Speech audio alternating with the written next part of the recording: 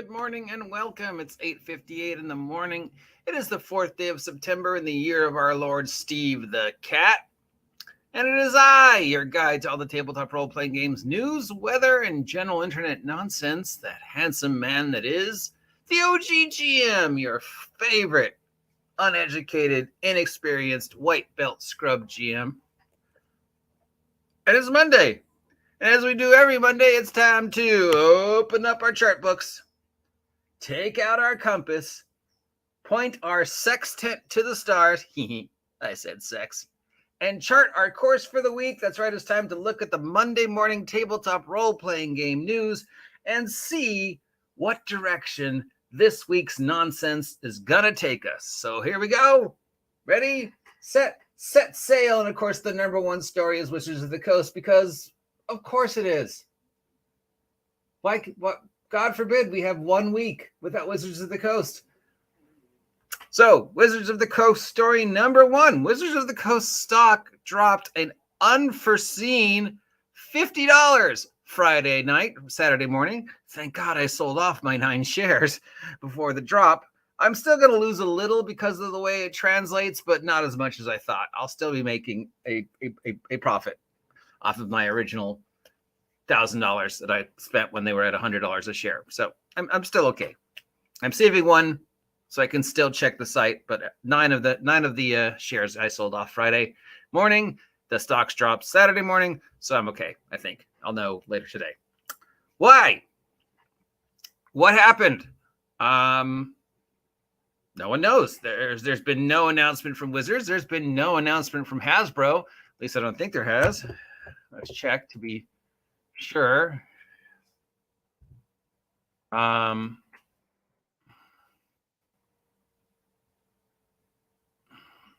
nope. No new press releases from Hasbro since the 31st, so we don't know what happened. There has been some predictions that it was a huge stock sale off and as a part of some bad news that it hit Hasbro. I'm not aware of any bad news that happened last week, any more than the usual amount of bad news.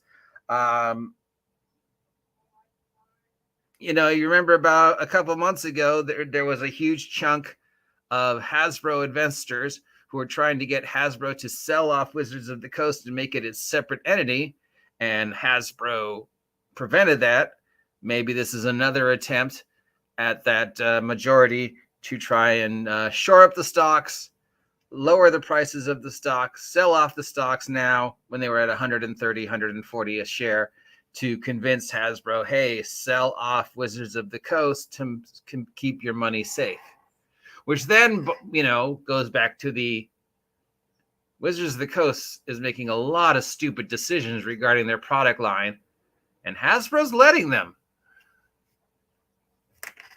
And why is that? Could it be that Hasbro is setting Wizards of the Coast up to be sold? Are all these horrible mistakes that Wizards of the Coast has been making on purpose? Now, I've suggested that before, and people lambasted me. Nobody would ever do that on purpose. I mean, that's stupid. It's bad business. Well, it's not bad business from the stock market point of view if you're trying to sell off a company and you want to shore the stocks and make sure that you at least break even when you sell it. Now, I'm sorry to say to the Wizards of the Coast purists out there who are still loyal to Wizards, Hasbro doesn't need Wizards of the Coast. There's nothing Wizards of the Coast is producing that Hasbro needs them to produce. Hasbro can make Magic the Gathering cards without Wizards. Hasbro can make Dungeons and Dragons without Wizards. Hasbro has made it very clear that they are focusing more on Dungeons and Dragons, the brand, than they are Dungeons and Dragons specific product. So yeah, from a Hasbro point of view, I make more money with Dungeons and Dragons Monopoly than I do with a Dungeons and Dragons Player's Handbook or a Dungeons and Dragons Rules Supplement. Monopoly Dungeons and Dragons is 100% profit. I don't lose anything on that. I'm only going to make money off of Monopoly D&D.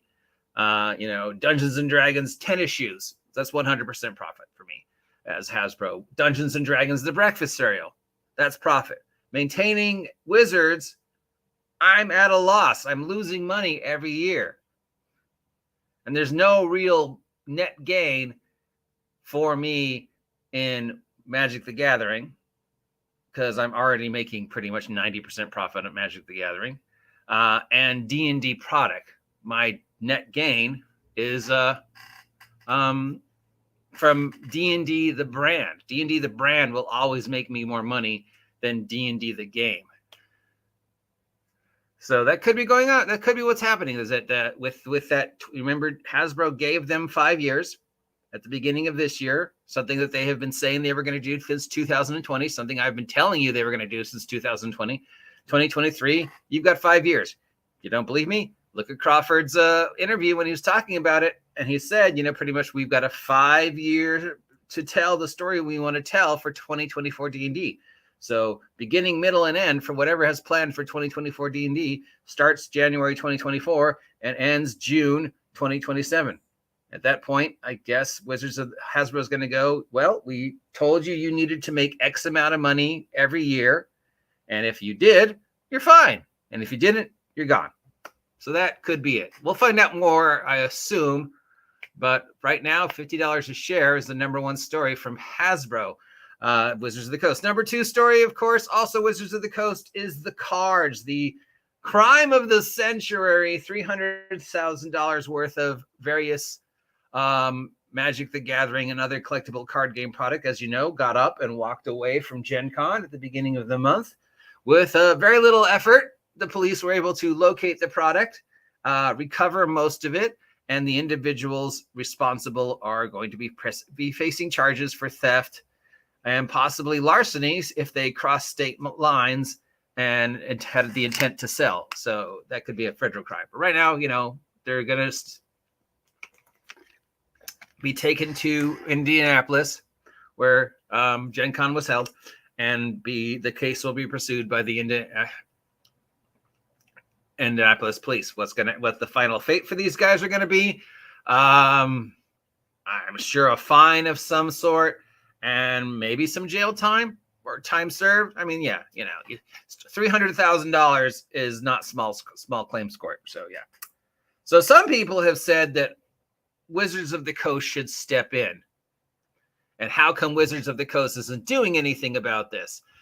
Some people said, well, how come Wizards of the Coast didn't send the Pinkertons after these guys like they did with that poor other guy? And other people have said, well, Wizards of the Coast has a chance to show these guys some leniency. It's like, we got the product back. We don't really need to press charges. You've learned your lessons. So, but mainly people have gone, well, how come Wizards of the Coast didn't step in?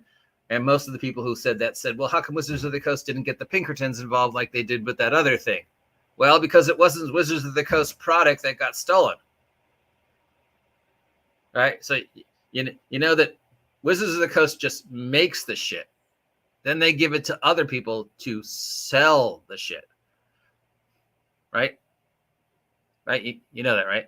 So the $300,000 of product that got stolen, 90% of which was various Magic sets, but there were some other bits and bobs in there too. That wasn't Wizards of the Coast. That belonged to a retailer who was selling it, who had spent $300,000. That's why they knew it was $300,000 estimated value, because that's how much it cost the people to purchase it from Wizards of the Coast and then sell it at Gen Con. And now that they've got it back, Wizards of the Coast people are like, well, why didn't you call Pinkertons? And Wizards of the Coast was like, because it wasn't our stuff. It's that guy's stuff. He needed to call Wizards of the Coast. And other people are going, well, Wizards of the Coast, you could give these guys a break, right?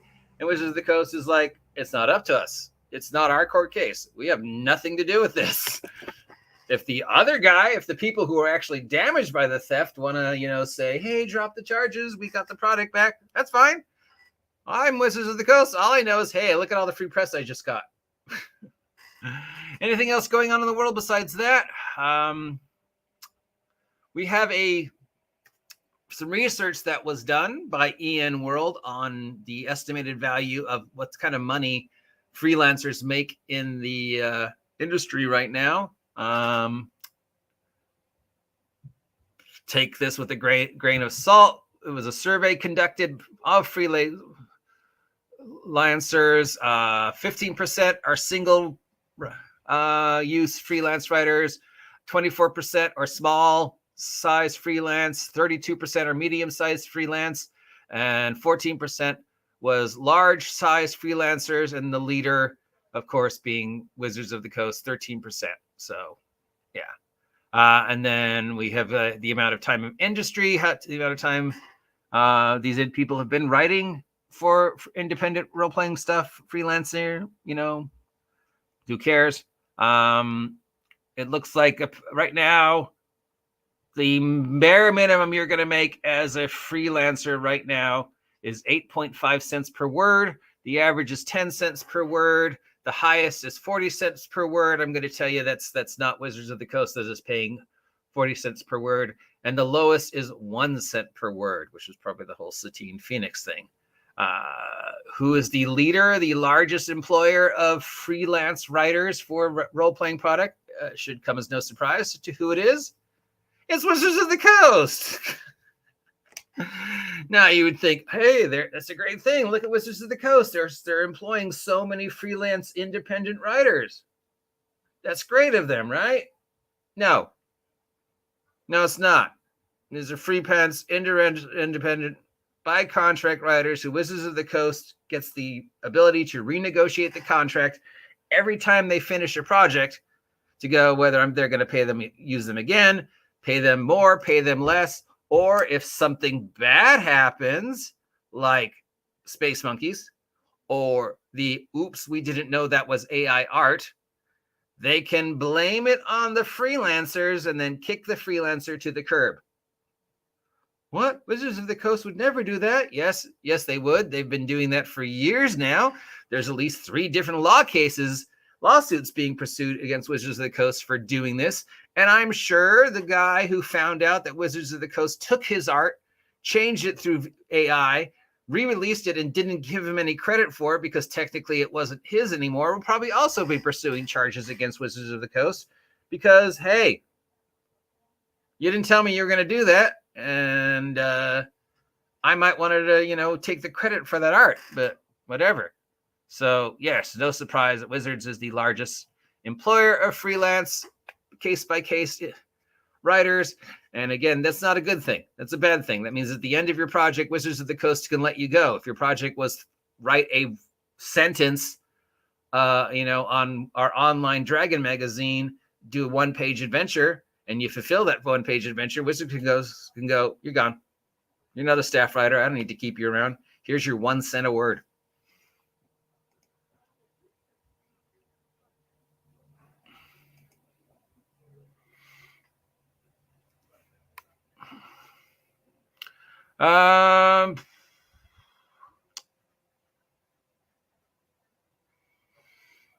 We know we've talked about the Castle Zaggy thing. We've got some both positive and negative regarding that. We know that there is a Doctor Who 50th anniversary or 60th anniversary, a lot of Doctor Who 60th anniversary stuff coming out from the Doctor Who role-playing game. If you want to find out more about the Castle Zaggy Luke Gygax thing, check out Tanker, link down below.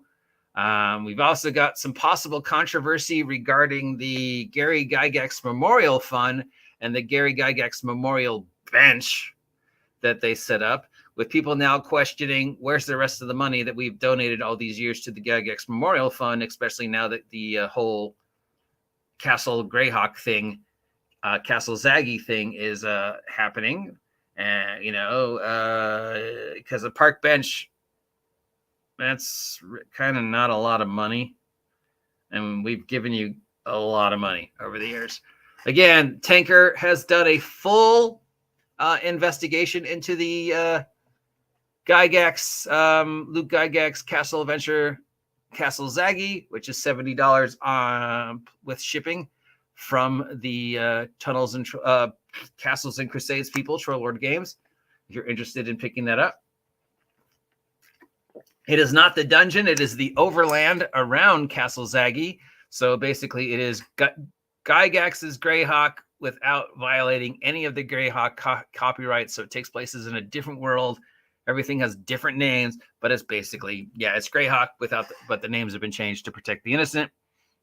It is not the actual dungeon. It is the land around the dungeon. It's $70 with shipping, or actually $71 with shipping. It's available through Troll Lord Games.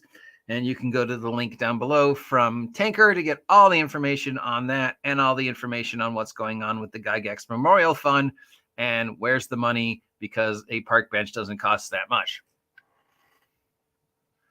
And that's about it for this week's news. Not a lot. I'm sure we will hear more stuff regarding the whole Gini D, Instructo Boy, Diversity in Dragon's Grim Gym thing. That thing's not going away. I'm sure we're going to hear more things about clout chasing and whatever else is this, the latest complaints and how 5e players are blah, blah, blah, blah, blah. But probably the number one news that's actually interesting is the $50 stock drop over from Wizards of the Coast. Also regarding the rumor that Dimension 20 and Critical Role are on strike. They are not on strike. They showed up at Burbank Studios to support the strike. They did an official sponsored Dungeons and Dragons Day where they came out and talked about supporting the strike, gave out some free D&D stuff to the kids, and then left. But then Critical Role is still making stuff on Twitch and getting money. Dimension 20 is still making stuff on Twitch and getting money. They do not have to be on strike because at this point in time, actual plays do not fall within the SAG rules. Now, I assume now that this has happened and we are in the 23rd century or whatever it is, and actual plays are now, I guess, a form of entertainment. What? Really? It's a form of entertainment? It's now considered a show? That would mean that they're scripted then, right? No, they're not scripted, OGGM. Shh. SAG could now go, well, you're making money, you're actors. These are now considered productions. The next time we review and change the guidelines and rules, maybe actual plays will now be affected by this. So if the strike continues, or if there's a strike in the future, then maybe Critical Role and Dimension 20 will have to actually go on strike and risk losing money. But nope, they were not going on strike. They showed up for one day in solidarity, and then they went off and made more production. And we'll have our Critical Role update on Thursday, like we always do, with our new segment, Dagger Heartbeats. On Wednesday, I guess I'll start talking about Wretched Vigilantes and the new product I have coming out. And that's about it for the news today. What do you want to talk about? You want to talk about the stock drop? You want to talk about Critical Role? You want to talk about Wizards of the Coast being dumb? You want to talk about the fact that 4th edition is now considered an old school game and is now under the open game license, which means you could now start making product for 4th edition D&D. Yes, I saved that one to last. See how I snuck that in there? Yep. Now, if you remember, 4th edition didn't have a lot of third-party product made for it because 4th edition fell into this weird little niche where the OGL didn't cover it.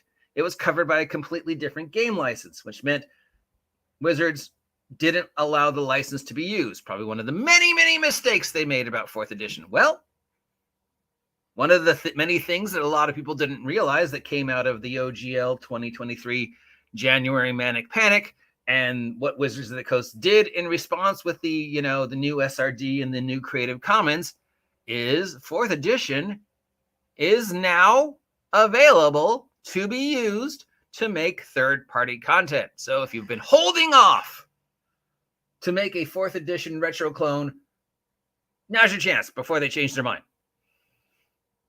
Yeah, what a great way to end it. A little 4th edition love. Because, sometimes it's nice just to say nice things about 4E instead of all the horrible things we normally said about it. That's about it for the news today. Let me know what you're thinking. Until then, I have been the OGGM and Steve the Cat. If you appreciate this content, let me know. If you don't appreciate this content, let me know. If you haven't subscribed yet, all of you, give me a subscribe. Help me hit 2,000 subs by the end of the year. Don't forget to pick up my merch over at the Red Room. We've got some new Wretched Vigilante stuff coming out. Special thanks to DM Kurt for all the help he provided on the new product. I'll talk to you all later. Stay safe out there, and of course, it's Monday, so get off my land, you damn lazy kids.